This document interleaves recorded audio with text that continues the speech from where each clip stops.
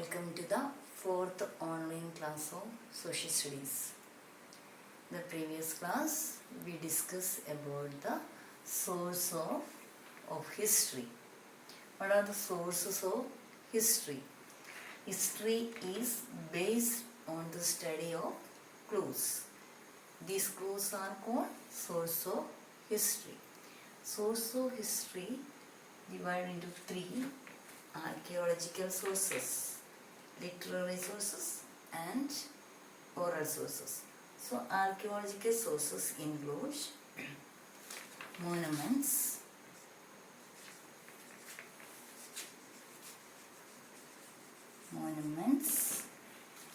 inscriptions,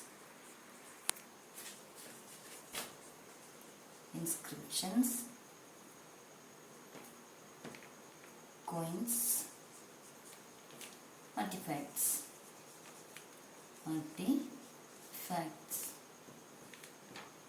Monuments are the old buildings which have historical importance. For example, Taj Mahal, Red Fort, etc.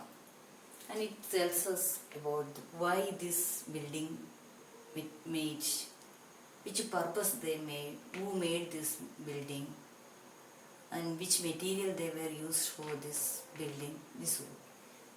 Next, inscriptions.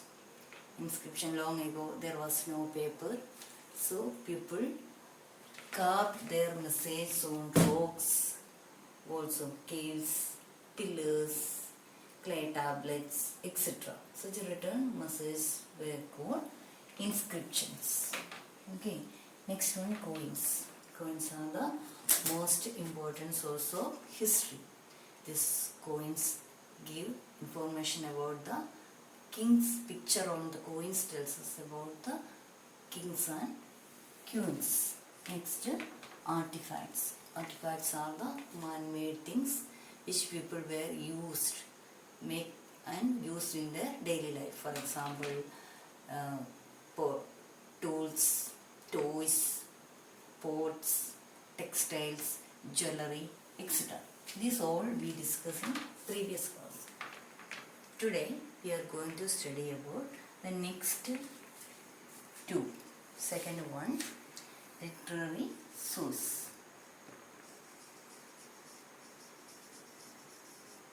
Literary sources. These literary sources include two. First one, religious literature. Religious literature. Religious literature and secular literature. Secular literature.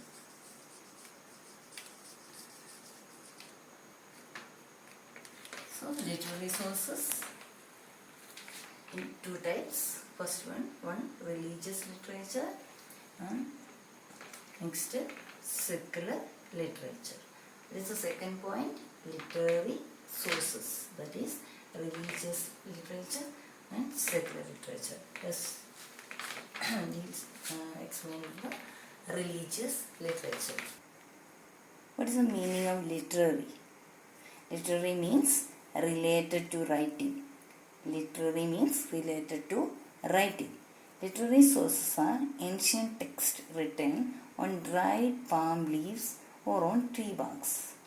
Because there was no paper, so people were used to carve their message on dried palm leaves or on tree barks. The art of writing took a very long time to develop. The first written source developed in the form of manuscripts, which were handwritten records of the past events. The earliest writing developed in Mesopotamia, which was known as cuneiform. The earliest writing developed in Mesopotamia, which was known as cuneiform. So ancient Egyptians wrote on a plant called papyrus. Their writing was known as hieroglyphics. Finally, paper was invented by the Chinese in 105 AD. So let us study about the various types of literary sources. I already told literary sources include two types, that is known religious literature and secular literature. Literary sources based on religious literature and secular literature. Religious literature. Religious literature deals with the religious writing. The Vedas, the Puranas and the Bhagavad Gita are some religious books. Most of the religious literature give details regarding the beliefs and customs of the people of the ancient times. You know which language they were used? The language like Sanskrit and Tamil, that is the oldest language. They were used in religious literature. Secular literature.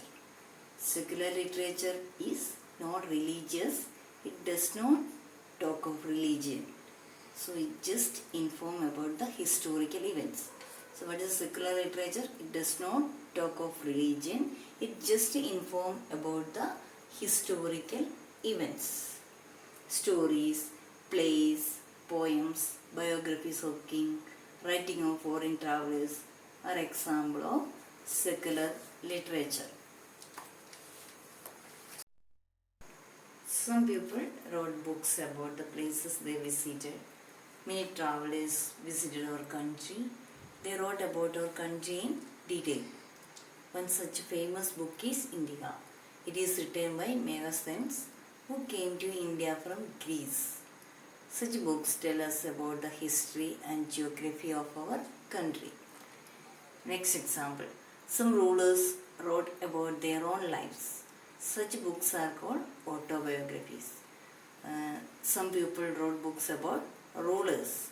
One such book was written by the court poet of a ruler called Harshvardhan. It tells about his life and time. And some people wrote poems, plays, books on grammar, mathematics, medicine, and so on.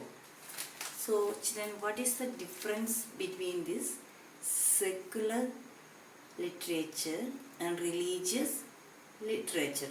The main difference between religious and secular literature is their connection to a religion. A religious literature has a base in religion, whereas secular literature does not have a religious base. Thus, religious literature contains religious beliefs, traditions and practices, while secular literature does not. So the religious literature include example for Puranas, Vedas, Bhagavad Gita, religious related to religious things. But secular literature, example given stories, poems, autobiographies of kings, etc. That is included in secular literature. And the third one, oral sources. First one, archaeological sources. Second one, literary sources. And the third one, oral sources. Oral sources. Oral sources. Oral sources are information about the past that we get from talking to people about their experience. It is oral sources that are the information about the past that we get from talking to people about their experiences. So oral history helps round out the story of the past. They are the passing on of knowledge, memory and experience by word of mouth. They can take the form of anything from folklore, myths and stories passed from person to person. That is oral sources. So children, today we discuss two things, literary sources and oral sources. What are the source of history? Source of history. So history is based on the study of clues. These clues are called source of history. That is source of history classified archaeological sources, literary sources and oral sources. Archaeological sources include monuments, inscriptions, coins, artifacts. And literary sources, there are two types of literary sources. One is religious literature and the other one secular literature. Religious literature include the religious things, that is, for example, Puranas, Vedas, Bhagavad Gita, etc. And secular literature, it does not talk about the religious, it just talk about the stories, poems, autobiographies, etc. And the last one, oral sources, that is the information talking of people of their experience. So next we are going to the next topic, archaeologists and historians. Archaeologists and historians.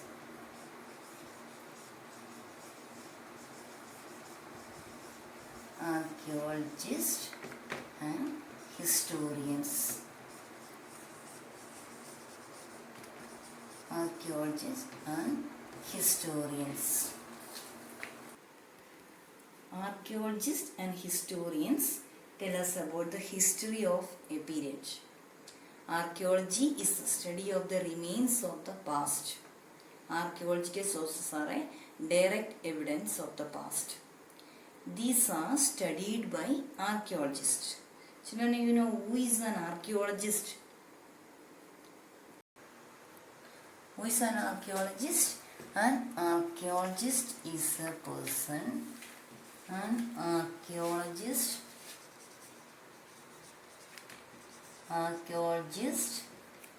is a person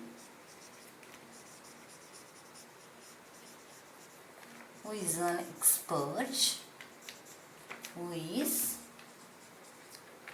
expert, in digging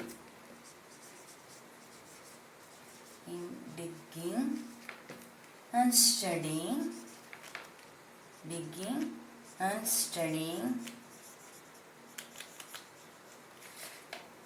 about the past. About the remains of the past. Remains of the past. Who is an archaeologist? An archaeologist is a person who is an expert in digging and studying about the remains of the past. And what the archaeologists are doing? Archaeologists dig deep into the ground to find archaeological sources. Then they study those sources. They find out about the life of the people who lived hundreds of years ago. They are trained in handling these remains of the past. So who is an archaeologist? Archaeologist is a person who is an expert in digging and studying the remains of the past. Next, historians. Next, who is historians? Historians.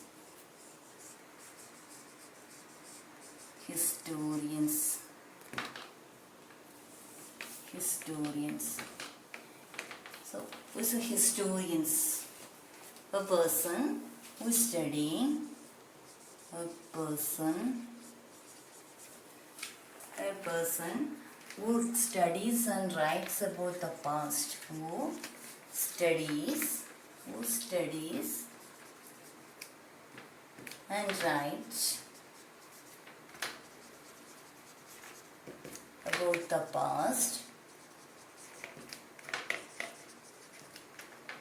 Write about the past and considered an authority and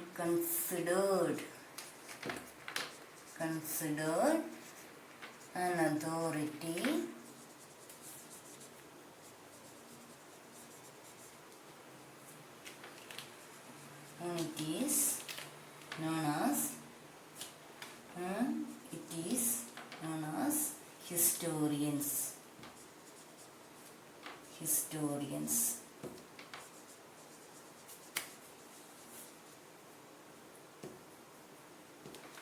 A person who studies and writes about the past and considered an authority is known as historians.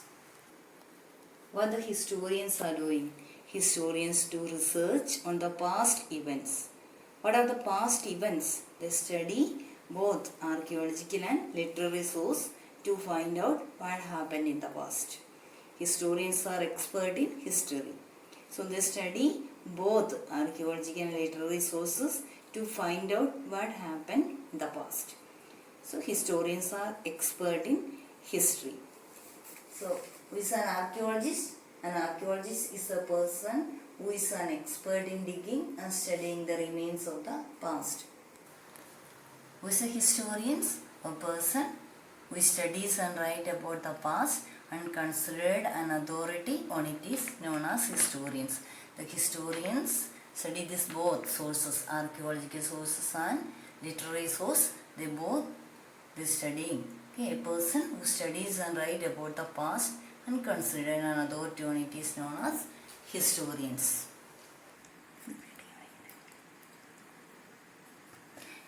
You see children, you have in your book, you have page number 18. Here, meet an archaeologist. The students of class 4 excited. Their class teacher has invited an archaeologist to the class. Who is an archaeologist? And the children are asking different questions. Just go through that. Here, hello students, I am Rajini Kumar. I am an archaeologist. Who is an archaeologist? An archaeologist is a person who is an expert in digging and studying the remains of the past. I am an archaeologist. I study ruins, old artifacts and sometimes even buried bones to know about the past. So the children have different doubts about this archaeologist. The first question, what does your work involve? This first boy is asking what work you are doing. So the answer, my team, there is some people together, they make team. My team and I select sites that we think will have remains of the past.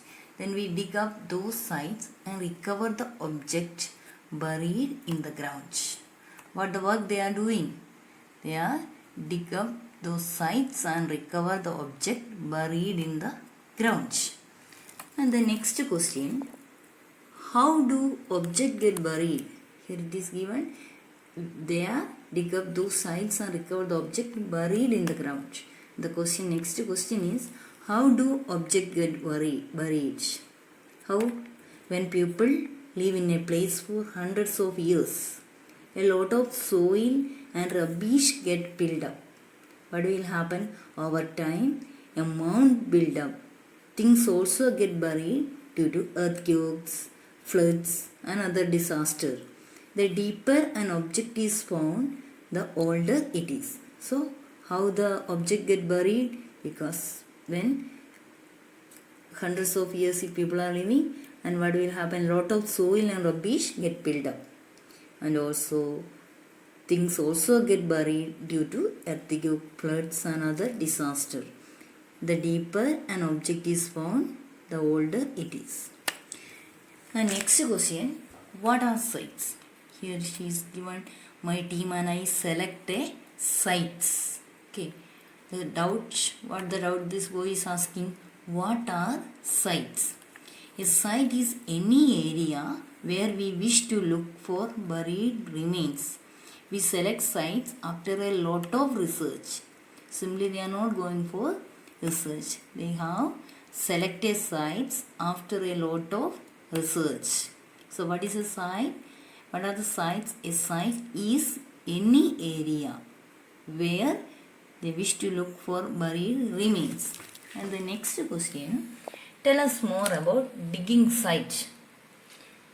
Digging or excavating a site is a slow process. When we find an object, what they are doing?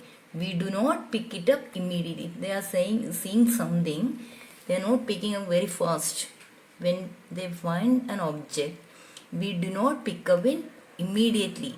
If what will happen if they are picking up immediately, it will break. So we first remove the mud around it, and without disturbing its position, only when the object becomes loose that we pick it up. Then move slowly to make sure nothing is damaged or disturbed. what they are doing, how that digging or excavating is a site is very slow process. When they see something, they will not pick up immediately. First they remove the mulch, then when the object becomes loose, then only they pick it up. Then slowly to make sure nothing is damaged or disturbed. And next question, what do you do with the object that you find? What are you doing with that? We search, label and photograph the object. Then we send them to the laboratory where they are examining detail. The next question, what tools do you use for digging for the site? What tools do you use? So which tools? Here you can see many things. Okay. We use tools such as pickaxe, spade, brush, measuring tape and many others. These all tools they use. The next last question, which object dug up by you is your favorite? Is when boy is asking the question, of many years you are doing this, and which is your favorite object which you did? Some years ago, I was a part of the team that discovered a horse-pulled cart in Greece. It is one of the oldest toys excavated anywhere in the world. What is the favorite? A horse-pulled cart. What is this, you know? It is artifact. Okay, man-made object. Some years ago, I was a part of the team that discovered a horse-pulled cart in Greece. It is one of the oldest toys excavated anywhere in the world. So, the students are asking different question. So, the answer is also given. So, the last question. Now, who want to be an archaeologist now, like me? Is asking the question. Now, who wants to be an archaeologist like me? So, here is two children raise their hands. I hope some of you also have to become an archaeologist. Okay. So, children, today we studied about the literary sources. Literary sources include two types, religious literature and secular literature. Religious literature deals with the religious writing. For example, Vedas, Puranas, Bhagavad Gita, etc. They are not including religious literature. And second one, secular literature. Secular literature is not religious, like stories, poems, biographies. These all including secular literature. Then, or third one, oral sources. Oral sources are folk tales, stories, etc. narrated by orally. That is oral sources. The first one is archaeological sources. That is include monuments, artifacts, inscriptions, coins. That the previous class we discussed. And the second one, literary sources. That is two types, religious literature and secular literature. Then oral sources, that is narrated orally. For example, folk tales and stories. And next topic, archaeologists and historians. Who is an archaeologist? An archaeologist is a person who is an expert in digging and studying the remains of the past. Who is an archaeologist? An archaeologist is a person who is an expert in digging and studying about the past. And next, historians. Who is an historian? We study about the history. History is the study of the past. So, historians, a person who studies and write about the past and considered an authority on it, is called as historians. A person who studies and write about the past and considered an authority on it is known as historians. Children, today you have one homework. Question number 2. Question 1 already have given the previous class. And now question number 2. List 3 points to show that coins are an important source of history. List 3 points to show that the coins are an important source of history. Answer to You can write the question from the book. Answer to the name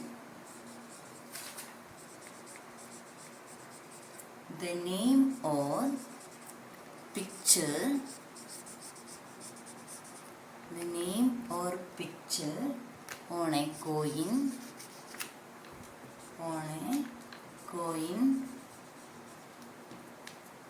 Tells us the kingdom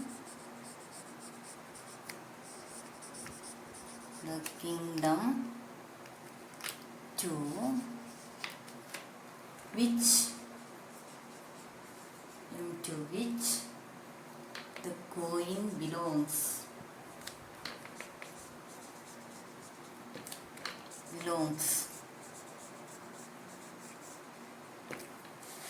And this is first point. And second, the year tells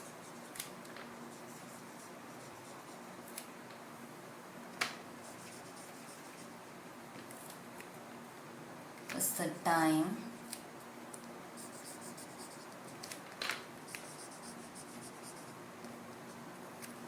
period. The year tells us the time period to which the coin belongs. Third point, the metal used to make a coin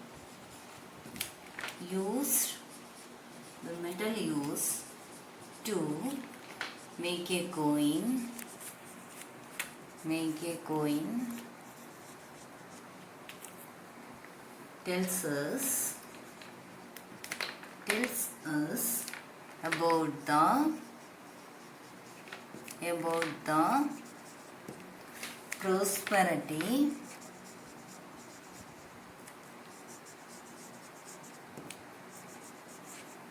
us about the prosperity